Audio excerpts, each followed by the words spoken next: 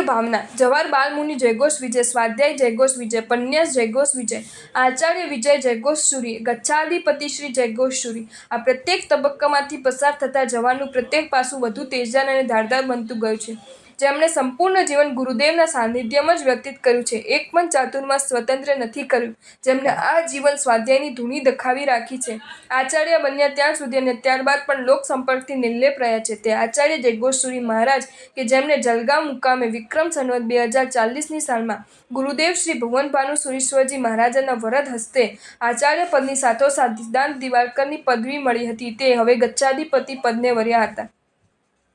જીવનભર શ્લોક સંપર્કમાં રહેનાર પૂજ્યપાદશ્રી જ્યારે ગચ્છાધિપતિ બન્યા ત્યારથી એકાએક લોક સંપર્કમાં રહેવાનું થયું। અચાનક આવી પડતા બદલાવમાં માણસ તરત જ સેટ ન થાય તે તો સમજ્યા, પણ પૂજ્યપાદશ્રી તો હજીએ સેટ નથી થયા તો અપસેટ પણ નથી થયા।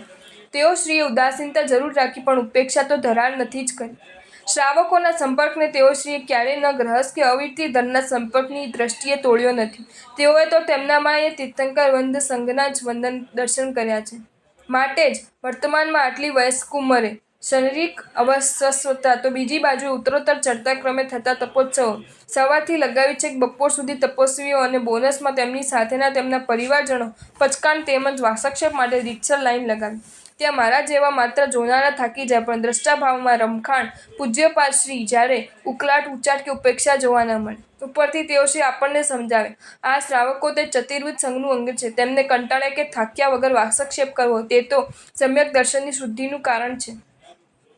સંઘ અને શાસન પ્રત્યેના જ્વલંત પ્રેમથી પૂજ્યપાદશ્રીનું હૃદય કેવું ભીનું છે તે જાણવા એક જ ઉદાહરણ પ્રાપ્ત છે। અહમદનગરનો તે ઉપાશ્રય મુંબઈ માટુંગાનો સંઘ ત્યારે પૂજ્યપાદ ગચ્છાધિપતિ શ્રી સમક્ષ પરમાત્મા શ્રી સુમતીના ગ્રહ જિનાલયની પ્રતિષ્ઠા માટે વિનંતી કરવા પધાર્યા। નાનું ગેરેજ જેવડું જિનાલય, નાના 3 જિનબિંબ। બિંબ ભલે નાનું હતું, પણ બિંબમાં પ્રતિષ્ઠિત થનાર પ્રાણ ઘણા વિશાળ હતા, તો પ્રાણ પ્રતિષ્ઠા કરનાર આચાર્યના હૃદય પણ ઘણા ઉદાર હતા। તમારું જિનાલય ભલે નાનું છે, પણ સંઘ ઘણો મોટો છે। સમસ્ત મુંબઈમાં જે પણ સમુદાયનો જે પણ આચાર્ય ભગવંતો બિરાજમાન હોય તે સૌને વિનંતી કરી નાના જિનાલયનો મોટા પાયે પ્રતિષ્ઠા પ્રસંગ ઉજવો। મારાથી મોટા પણ આચાર્યોને નિશ્રા માટે વિનંતી કરજો। તેવી ખુલ્લી છૂટ મળી જતાં માટુંગા સંઘમાં પ્રતિષ્ઠા ઉત્સવ પહેલાં જ ઉત્સવ મનાવાયો। સેન્ટ્રલ, વેસ્ટર્ન અને હોર્નબિલ ત્રણેય લાઇનમાં તે સંઘ વિનંતી માટે ફરી વળ્યો। સમગ્ર મુંબઈમાં બિરાજમાન સમસ્ત આચાર્ય ભગવંતોને ટાળી ન શકાય તેવી આગ્રહપૂર્ણ વિનંતી કરી।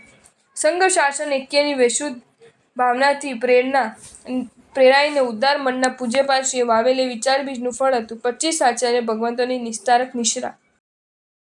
જો તમને આ વિડીયો ગમ્યો હોય તો આ વિડીયોને લાઈક કરો અને મારી ચેનલ જૈન ફેક્ટ્સ એન્ડ સ્ટોરીઝને સબસ્ક્રાઈબ કરો। ધન્યવાદ।